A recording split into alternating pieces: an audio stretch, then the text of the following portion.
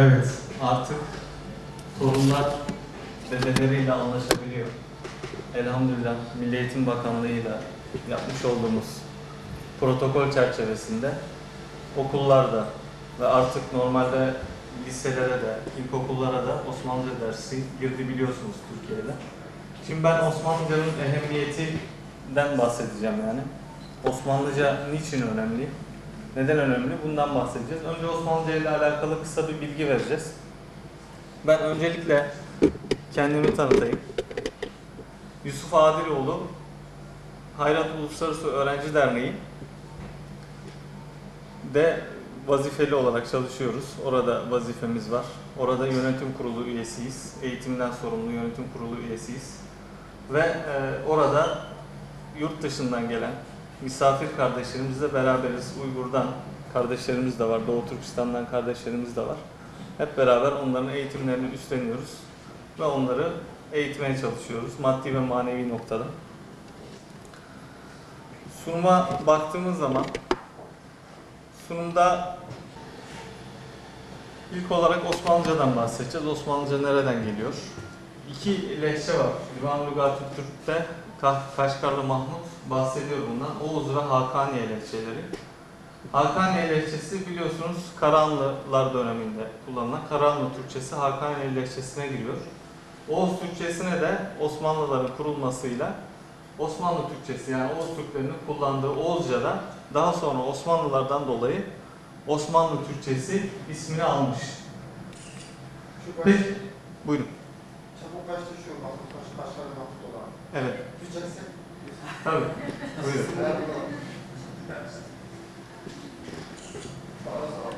Önemli değil.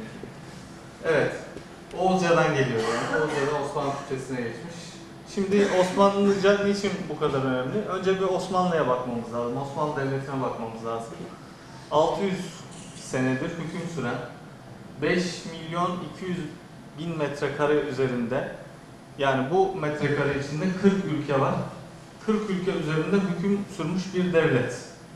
Yani bu devlete baktığımız zaman işte Balkanlardan Orta Doğu'ya, Kırım'dan Kuzey Afrika'ya uzanan topraklarda günümüzde varlığını sürdüren 40'tan fazla ülkenin geçmişiyle ilgili bilgiler barındırmakta. Neyler? Osmanlıca belgeler. Şu an Osmanlıca belge var elimizde ve 95 milyon elimizde Osmanlıca belge var. Fakat bunların hangi birine ulaşabiliyoruz? Elbette çok nadir bazı kısımlarına ulaşıyoruz ama onun haricinde diğerini okuyamıyoruz. Tarihimizle yüzleşemiyoruz yani. Böyle bir durumla karşı karşıyayız. Tabi o zaman Osmanlı sadece şöyle düşünmemek gerekiyor. Elbette Osmanlı işte Uygur'la ne alakası var, Doğu Türkistan'la ne alakası var? Hayır öyle değil çünkü Osmanlı o zaman neydi? Bir hilafet merkeziydi. İslam dininin bir merkeziydi İstanbul olarak baktığımızda ve İslamiyetle alakalı veya ilimle, bilimle alakalı pek çok belgeler o zaman da nerede merkeziydi, neresi merkeziydi oranın? Elbette İstanbul'du, Osmanlı'ydı. Ve burada da 95 milyon belgeden bahsettik. Bu 95 milyon belge elbette bize neyden bahsediyor? Dinimizden, ilimlerden, fenlerden hepsinden bahsediyor. Bu küçümsenmeyecek bir şey yani. Geriye dönüp baktığımızda biz bunları görmemiz gerekiyor. Göremezsek o zaman kıymetini anlayamayız. Mesela Batı şimdi diyor mikrobu Pasteur buldu diyor. Halbuki öyle değil. Mikrobu bulan Fatih Sultan Mehmet'in hocası Akşemseddin'dir. Şimdi onlar bu şekilde bizden almış oldukları bilgilerle ne yapmışlar? Biz bulduk diye bununla övünüyorlar. Ama halbuki aslında öyle değil. İslam'ın bir buluşudur. Yani Akşemseddin, Fatih Sultan Mehmet'in hocası Akşemseddin mikrobu kendisi keşfetmiştir. Pasteur'den 300-400 sene önce. Yani bunu nereden öğreniyoruz? İşte bu kaynaklardan öğreniyoruz yani. Şimdi Osmanlı-Doğu Türkistan ilişkilerine bakacağız. Yani şunu belirtmek için ben bunu yazdım. Yani elbette Osmanlı ile alakalı ilişkiler olduğu için yine Doğu Türkistan'la bağlantı noktasında belgeler de var elimizde. Doğu Türkistan'a gönderilmiş padişah fermanları var. Bunlar da önemli. Kısaca o olaylardan bahsedelim. 1864-1869 yılları arasında Yakup Bey merkezi Kaşgar olmak üzere bağımsız bir devlet kurmaya muvaffak olmuştu. Nerede?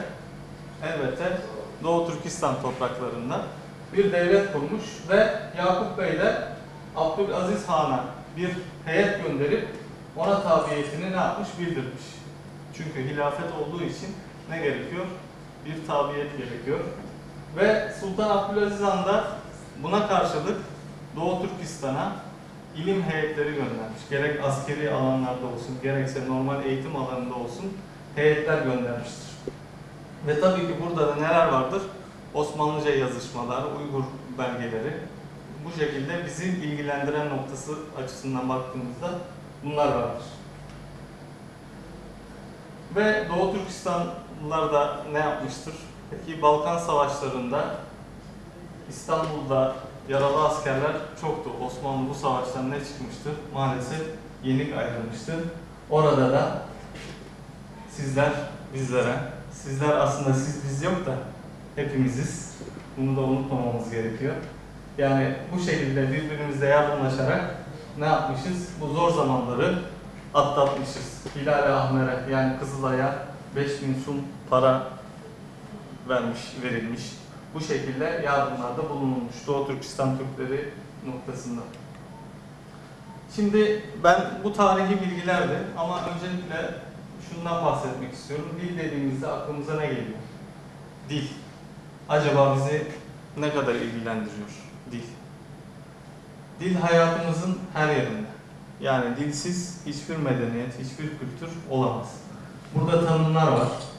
İnsanların düşündüklerini ve duyduklarını bildirmek için kelimelerle veya işaretlerle yaptıkları anlaşma, lisan, zeban diğer bir manası. Yani biz düşündüğümüzü, duyduklarımızı nasıl aktaracağız? Elbette dille aktaracağız. Uygurca ile, Türkçe ile, farklı dillerle lisanlara aktaracağız. Ama önemli bir şey var. İçtimai bir müessesedir. En alttaki tanımda toplumu etkileyen bir müessesedir. Yani biz eğer dil varsa bir toplum olabiliriz. Dil yoksa toplum olmamız mümkün değildir. Çünkü bizim ortak noktamızdır dil. Bu dil sayesinde biz anlaşmayı sağlıyoruz. Dil kültür ilişkisine baktığımızda yani zaten bahsettik. Yani dil bir millet için en önemli nedir? Araçtır. Yani dil olmazsa kültür olmayacaktır. Bu bize büyük bir önem arz ettiğini ifade ediyor. Şimdi 95 milyon belgeden bahsettik. Bize baktığımızda yani Türkiye noktasında geriye dönüp baktığımızda bizim kültürümüzün tamamı Osmanlıca belgelerden oluşmakta. Elbette binli yıllarda Karahanlılar dönemiyle birlikte biz Kur'an harflerini kullanmışız. Fakat daha çok dünya üzerindeki süper güç olma noktasında Osmanlı Devleti olduğu için o dönemdeki belgeler daha fazla önem taşıyor. Şimdi milli kültürümüzde dilin çok büyük yeri var fakat şu an dışarıda yetişen gençlerimiz çok kıymetli ve kimi zaman da paha biçilemeyen bu nadide eserlere bir turist gözüyle bakıyor. Yani normal kendi dili, dedesinin dili fakat buna nasıl bakıyor? Turist gibi yani yabancı bir dilmiş gibi bakıyor. Daha dün bir yerdeydik. Şimdi diyor ki bana ya ben Kur'an harfi biliyorum da diyor. Biz diyoruz kolay diyoruz yani Osmanlıca çabuk okuyabilirsin Kur'an harflerini biliyorsan. Ama diyor şimdi ben nasıl anlayacağım diyor Osmanlıca yazılan bir şey diyor. Ya dedi şimdi konuştuğumuz şey de Osmanlıca yani. Şey zannediyor yani ayrı bir dil zannediyor yani Osmanlıca. Bu kadar ayrı yetişen bir milletimiz var yani maalesef. Cenab-ı Hak muhafaza etsin. Fakat çok da kötümser olmamıza gerek yok. İnşallah yavaş yavaş böyle programlarla toparlanacaktır. Kim bilir hangi dedesinden kalmış bir eserden veya eski bir tapu senedinden ya da bir paradan, bir çeşme kitabesinden ya da her gün altından geçtiği üniversite giriş kapısındaki yazıdan hem içerik hem de estetik olarak en küçük fikir sahibi olmayan gençlerimizin sayısı azımsanmayacak kadar çoktur. Yani şimdi İstanbul Üniversitesi'nin üstünde Osmanlıca bir yazı var. Şimdi Osmanlı'nın evlatları, torunları onun altından geçiyor ama orada ne yazdığını bilmiyor. Böyle bir durum. Çok vahim bir durum aslında. Fakat inşallah Osmanlıca kurslarıyla milletimiz bu noktada rağbetini arttıracaktır. Az önce çocuk dedesinin mektubunu okudu yani. Burada normalde okuyamıyordu fakat bir kursa giderek bu mektubun manasına ulaşabildi. Bizden sonraki nesillere milli kültürümüzü ulaştırma sorumluluğumuz bir yana, sanat noktasında dahi uzak kaldığımız bu mirasın birçoğu, kendi başına bir sanat ekolü olan hattatlarımızın göz nuruyla bir dantela gibi işlenerek meydana getirmişlerdir bu kültürü. Ayrı, o sadece Osmanlıca'ya bir dil noktasında değil de hattatlık noktasında, güzel görünme noktasında ne yapmıştır? Hattatlarımız çalışmışlar ve bize büyük eserler bırakmıştır. Fakat bu eserler ne yazık ki ne olmuştur? Sanki tarihi eser gibi evlerde en değerli şey gibi köşede durur. Fakat kimse okumaya yeltenmez veya okuyamaz. Böyle bir durumdadır.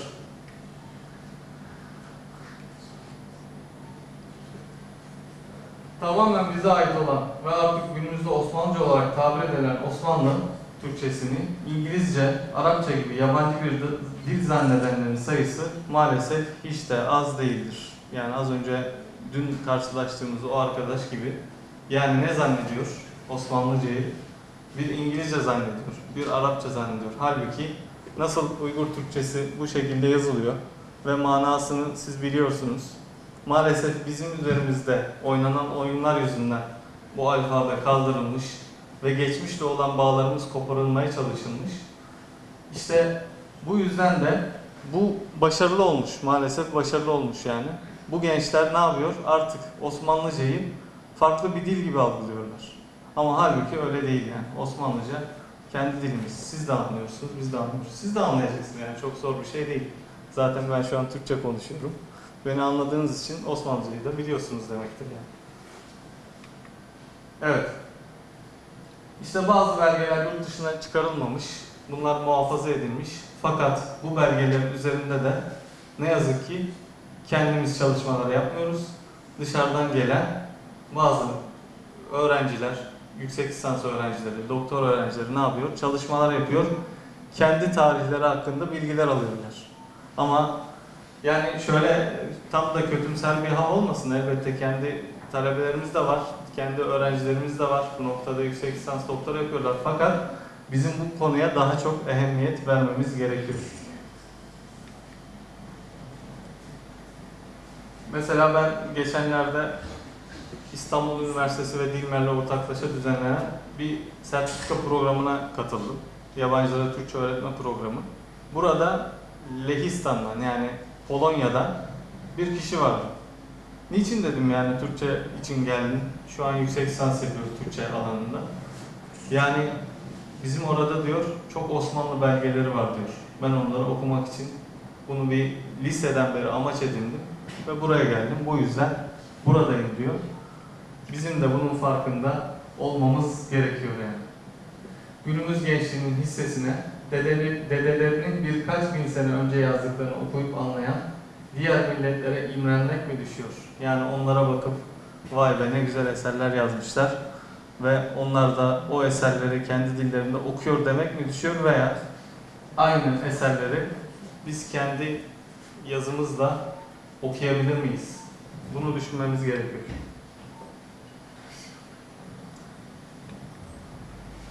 Evet.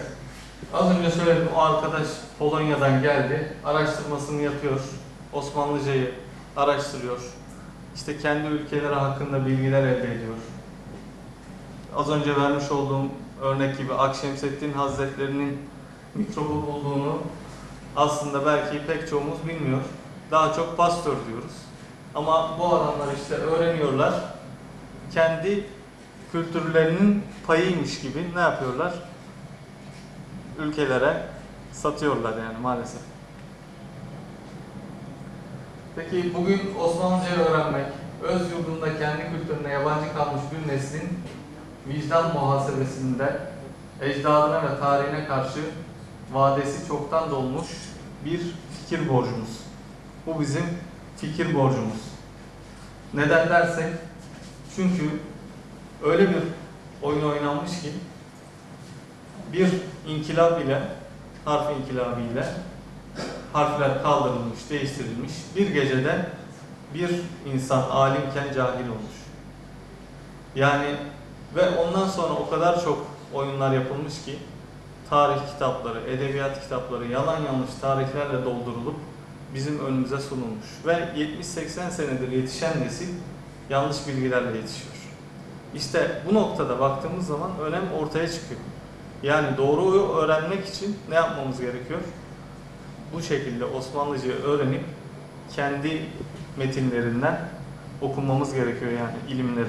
Tarihi, coğrafyayı, fenni, kimyayı, fiziği hepsini kendi dilimizde okumamız lazım.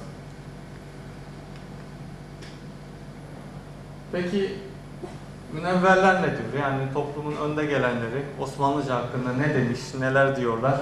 Ona bir bakalım. Peyami Safa, yeryüzünde milli kütüphanelerdeki eserlerin dilini ve harflerini bilmeyen, bunları okumaktan aciz bir tek millet var mıdır? Japonlar kendi yazılarını okuyabiliyorlar, hiç bozulmadan. İngilizler kendi yazılarını okuyabiliyorlar. William Shakespeare'in eserini okuyabiliyorlar kendi diliyle, hiç değiştirmeden. Ama biz şu an Fuzuli'nin şiirini okuyamıyoruz. Bunlar acı bir durum yani aslında. Çok acı bir durum. Bunun için ne yapmamız gerekiyor? Osmanlıcayı öğrenmemiz gerekiyor. Mesela o kişiyi, yani Osmanlıcayı bilmeyen kişiyi nasıl tanımlıyor Peyami Safa? O zavallıcık bu eserlerin arasında, İstanbul'un göklere fırlayan tarihi eserleri arasında iki gözü kör dolaşan bir turist gibi gezip durur. Bizden bahsediyor yani. Bizler eğer Osmanlıca bilmiyorsak bu tarihin arasında iki gözü kör olan bir turist gibi dolaşıyoruz. Turist ne yapar? Gezmek için gelir, görmek için gelir. Ama iki gözü de kördür. Bu duruma düşmüş durumdayız yani. Evet. Kendi tarihini, atasını, dilini, edebiyatını bilmez ve sevmez. Yani kendini bilmez ve sevmez duruma düşmüşüz. Fakat bu durumu inşallah toparlayacağız. Evet, Cemil Meriç. Kamus bir milletin hafızası, yani kendisi, heyecanıyla, hassasiyetiyle, şuuruyla kamusa uzanan el, namusa uzanmıştır. Yani buradaki kamustan kasıt dil. Dile uzanan el, namusa uzanmıştır. Her mukaddesi yıkan Fransız ihtilali, elbette Fransız ihtilalinin toplumlar üzerinde çok büyük etkisi olmuş. Milliyetçilik belası gibi bir belayı bizim üzerimize atmış. Ne yapmış? Bütün mukaddesleri yıkmış bu Fransız ihtilali. Tek mukaddese saygı göstermiş, o da kamusa. Yani bu şekilde bir ihtilal bilen kamusa hürmet göstermiş, ama gel görelim biz baktığımız zaman kendimize 70-80 yıl önce kendi kamusumuzu muhafaza edememişiz.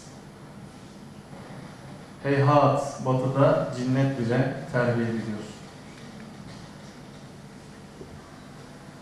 Osmanlıca ilgisini iyi ama geç kalınmış bir hamle olarak değerlendiren araştırmacı yazar Dursun Gürlek şunları söylüyor. Rahmetli Cemil Meriç'ten defalarca duydum. Türkiye'de Osmanlıca öğrenmenin Arapça öğrenmek kadar, hatta daha mühim olduğunu söylerdi. Çünkü kütüphanelerimiz Osmanlıca eserlerle dolu ve işin garibi bu eserlere bizden çok Avrupalı oryantalistler ilgi gösteriyor. Düşünebiliyor musunuz? Benim kütüphanemdeki eserleri bir Fransız ya da İngiliz araştırıcı rahatlıkla okuyup çevirebiliyor. Ben tabiri caizse, çok affedersiniz, bön bön bakıyorum. Yahut çevremdeki mezar taşlarını okuyamıyorum. Dedemden kalan tapu belgesini okuyamıyorum. En güzel tarihi eserler İstanbul'da. Fakat Osmanlı çeşmelerinin, camilerinin kitabelerini okuyamıyorum. Tabii bu lüzum, bu boşluk gün geçtikçe daha iyi açığa çıktığı için Osmanlıcaya rağbet var.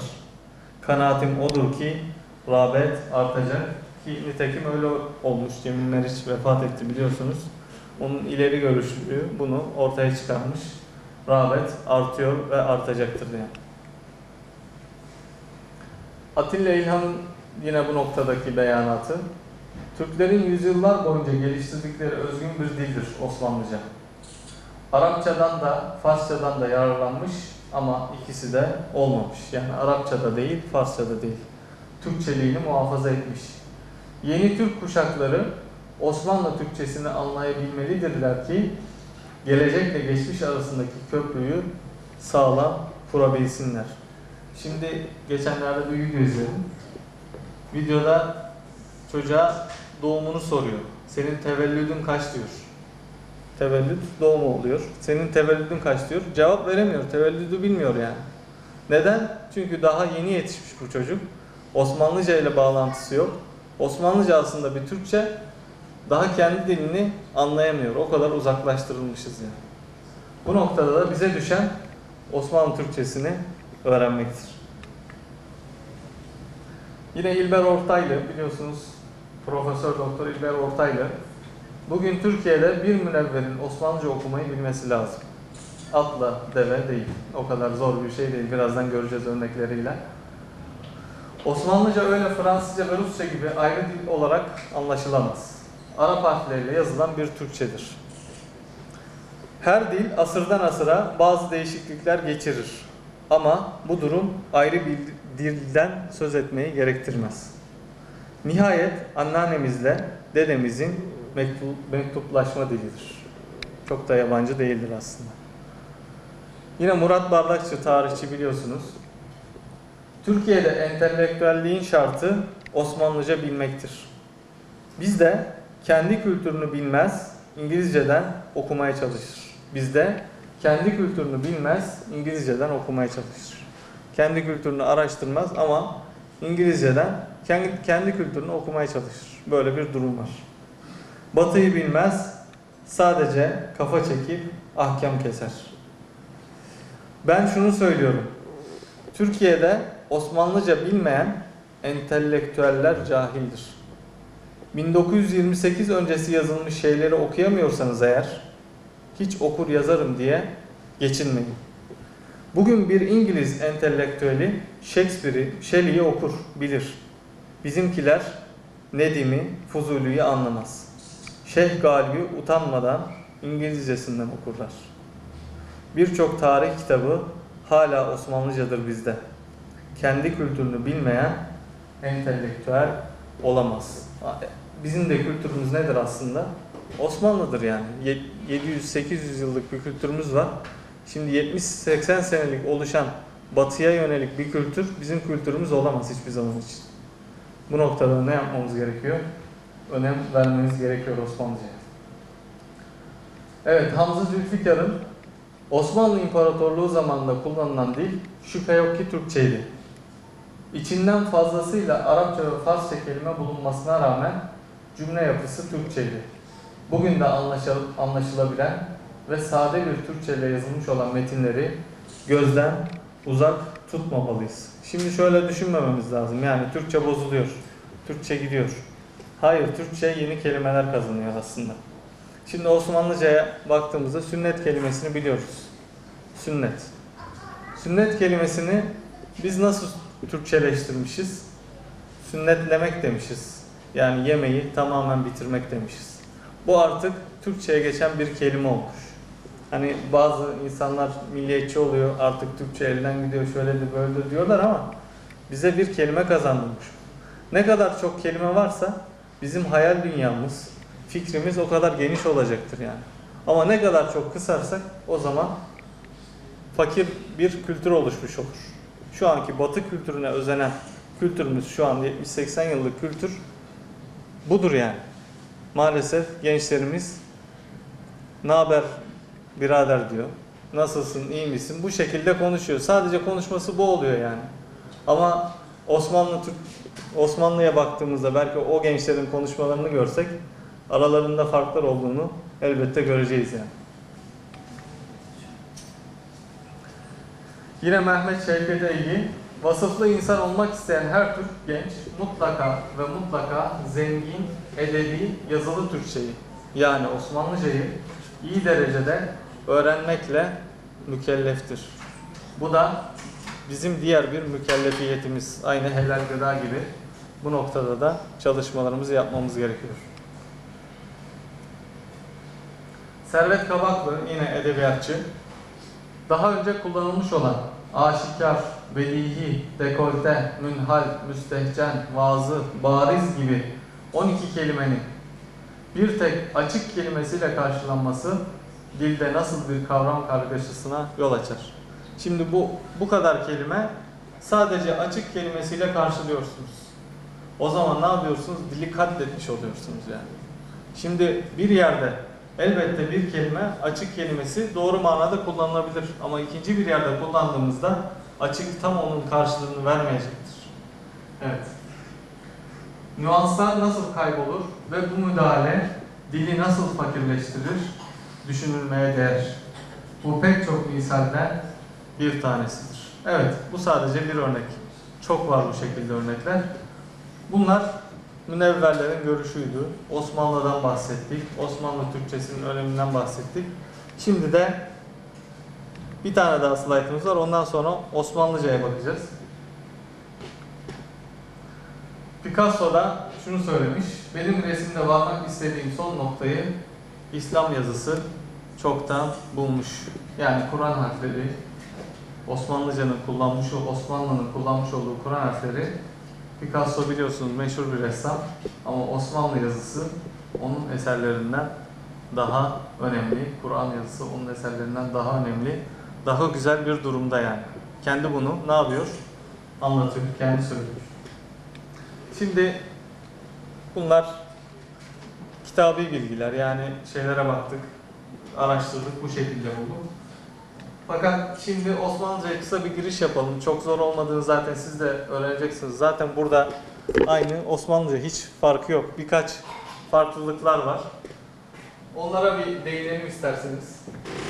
Şimdi Türkçe'de baktığınız zaman Kur'an alfabesini görüyorsunuz yan tarafta. Ve farklı harf olarak P, Ç, J'yi görüyorsunuz. Yani Kur'an harflerinde olmadığı için P, Ç, J Osmanlıca'da dahil olmuş. Ve Kâf-ı Nûni ve Kâf-ı Farisi dediğimiz G'ye karşılık gelen ve Nazan Nun'a karşılık gelen harfler var. Kur'an harflerinden farklı olarak. 5 tane farklı harfi görüyoruz. Şimdi Uygurca'ya baktığımız zaman da zaten aynı, hiçbir şey farklı değil. Sadece şu ses nasıl çıkartılıyor bilmiyorum ama evet, yani belki bizde de kelimeler arasında bu şekilde çıkıyor fakat burada farklılık gösteriyor bizden. Onun haricinde farklı olan başka yok. X var, Q var. Q dediğimiz bizim kaf harfini kullanıyoruz Osmanlıca'da Q'ya karşılık olarak. Ve X demişsiniz. H'yı biz kullanıyoruz. Neden? Çünkü han gibi, hoca gibi kelimeler aslında Farsçadan gelmiş ve halip gibi Arapçadan gelen kelimeler de biz bu h'yı kullanmak zorunda kalıyoruz. Bu yüzden çok bir fark gözükmüyor. Evet, ö'nün yazılışı farklı Türkçe'de. Osmanlıca'da onu belki tahtaya yazabiliriz. Ama örnekleri de göreceğiz inşallah. Bu şekilde çok bir fark yok. Siz zaten ben oraya metini koysam okuyacaksınızdır diye düşünüyorum yani. Türkçe'yi de bildiğiniz için. Evet. Kâf-ı Nûni, Kâf-ı Farisi, Ç, P. Bunlar 5 tane fazladan harf, Kur'an harflerinden farklı olarak. Osmanlıca'da şu var, Kur'an harflerinde ne vardı? Kur'an-ı Kerim'de daha doğrusu. Hareke vardı. Yani biz seslileri ne ile veriyoruz? Hareke ile. Esre, üstün, ötre ile veriyorduk. Ama Osmanlıca'da esre, üstün, ötre yok. Ne var? Okutucu harfler var. Yani yanına geldiği harfi ne okutuyor? Eğer elif ise A okutuyor. H ise E veya A okutuyor. Bunu tabi ilerleyen zamanlarda, ilerleyen seviyelerde Osmanlıca'da anlıyorsunuz hangisi E, hangisi A. Vavsa O, Ö, U, Ü okutuyor. Evet, bunu ayırt etmek belki zor gelebilir şimdi. Hangisi O, hangisi Ö. Bunu kelimenin gidişatına göre zaten diyorsunuz. Ölüm yazıyor orada ama ölüm diye okuyamayız. Elbette ölüm veya olmak şeklinde okumamız gerekiyor. Y'ye baktığımız zaman da ne görüyoruz? I okutuyor Y'de. Çok da zor bir şey değil. Şimdi okutucu harflere bakalım kısaca. Bu bir giriş olsun inşallah.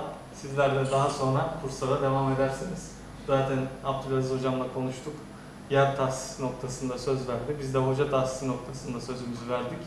İnşallah çıkışta isimleri yazdırırsanız Abdülaziz hocama kurslarımız başlayacaktır. Uygun bir saatte size duyururlar. Evet, elif okuyucusu mesela. B'nin yanına elif geldiği zaman ne olacak? B harfi, elif, ba, ba, ba. Yani çok da anlatmama gerek yok. Zaten sizin diliniz de aynı şekilde. Masa aynı şekilde. Belki bilmiyorum nasıl yazılır. Belki sinle yazılıyor olabilir Uygurca'da. Fakat bizde kalın harf olduğu için satla yazılıyor. Kur'an harflerini de kullandığımız için satla yazılıyor. Bu da herhalde Uygurcası mı? Sıra yani. Sıra mı? Türkçe'de de sıra kullanıyoruz ya. Belki o da ata, dada, dede herhalde. Dede şeklinde. Dada, tamam. Baba, çok zorluk yok görüyorsunuz zaten. H okutucusu. Ya önüne geldiği harfi ne yapıyor? E okutuyor, A okutuyor. Baktığımız zaman muma mı? Muma. Türkçe'de nene. Aynı şekilde H'yi kullanıyoruz biz de yanında. Dede'de de aynı şekilde baktığımız zaman görüyoruz. Dede, ata. Mesela ben okuyabilirim orayı. Atanın yanı mı? Yaki. Ananın atası. Ananın atası, evet. Ecdat yani. Orası ecdat herhalde. Evet.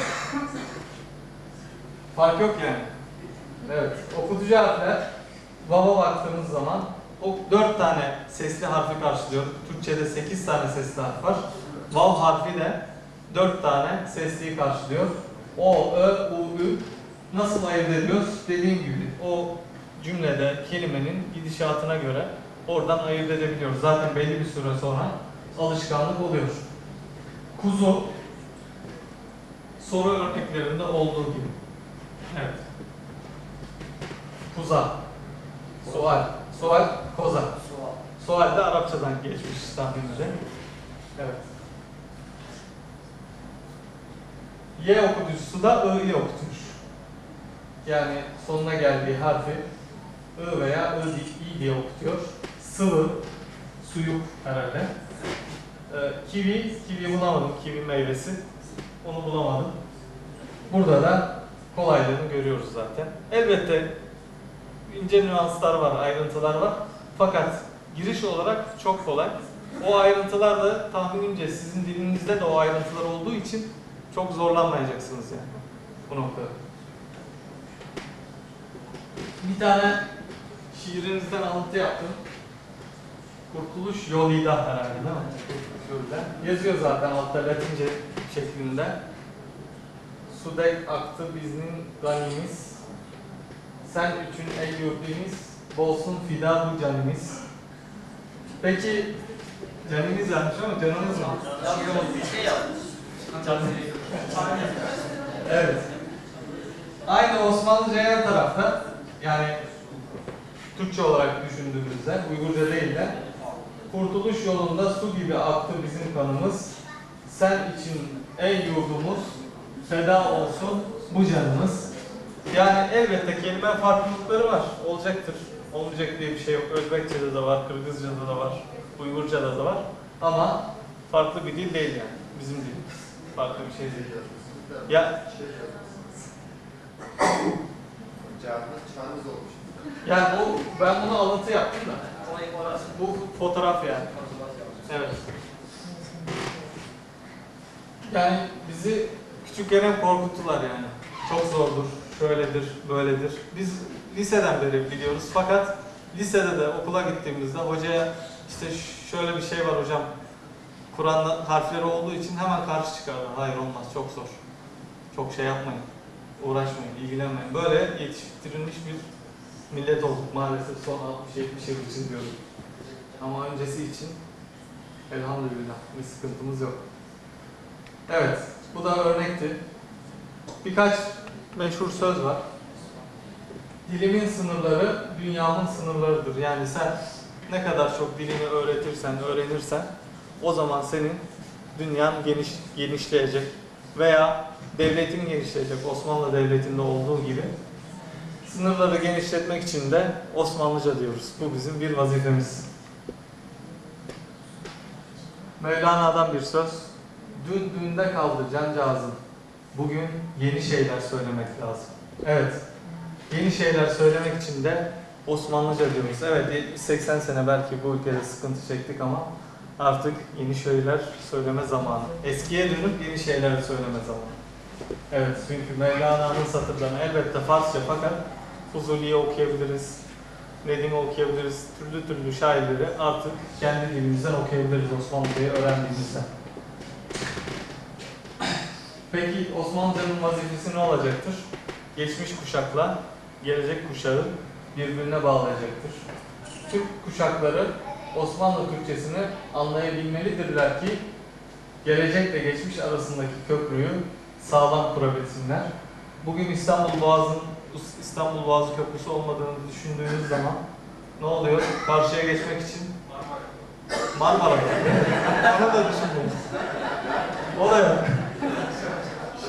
Yine o bir köprü vazifesini görüyor yani. İşte bu dilde köprü vazifesini görüyor. Osmanlıca'da bizi geçmişe bağlayan en önemli dilimiz. Geçmiş ve gelecek arasında köprü kurmak için Osmanlıca diyoruz.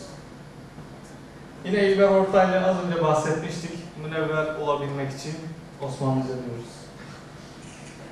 Kendi dilini tam olarak bilmeyen başka dilleri de bilemez. Belki biz bu yüzden yabancı dili öğrenemiyoruz yani. Kendi dilimizi tam bilmediğimiz için başka dillere vakıf olamıyoruz. Yeni diller öğrenmek için de Osmanlıca diyoruz.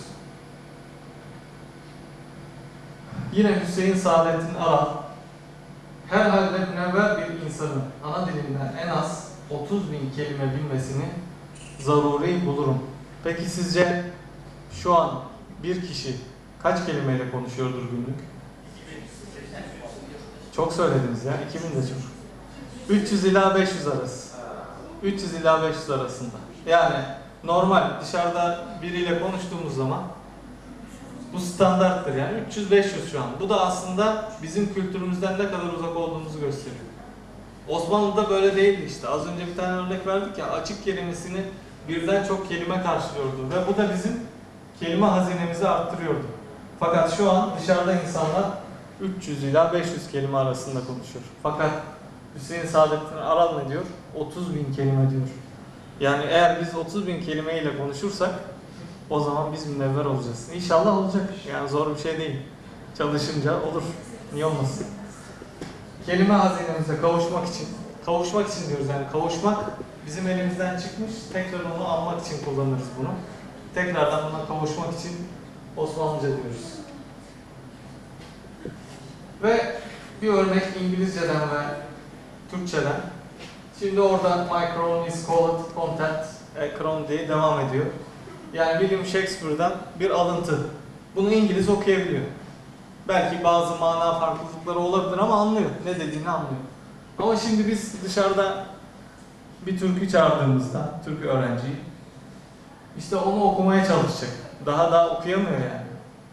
Yabancı zannettiği için, İngilizce gibi bir dil zannettiği için daha okuyamıyor. Ama orada Türkçe bir şey yazdığını, okuduğunda anlayacaktır. Böyle bir engel var. Okuma noktasında bir sıkıntımız var aslında. Okuduğumuzda ne olacak? Bizden bir parça olduğunu göreceğiz yani. İşte 1600 yıllarda Shakespeare'in ne dediğini bir İngiliz anlıyor fakat Niyazi Mısri'nin yazmış olduğu bir beyti gençlerimiz anlayamıyor. İşte kültür mirasımızla buluşmak için de Osmanlıca diyoruz. Ve teşekkür ediyoruz. Allah razı olsun. Bu noktada kayıt için Abdülaziz Hocam'la inşallah görüşürsünüz. Hep beraber. Buyurun. Allah razı olsun.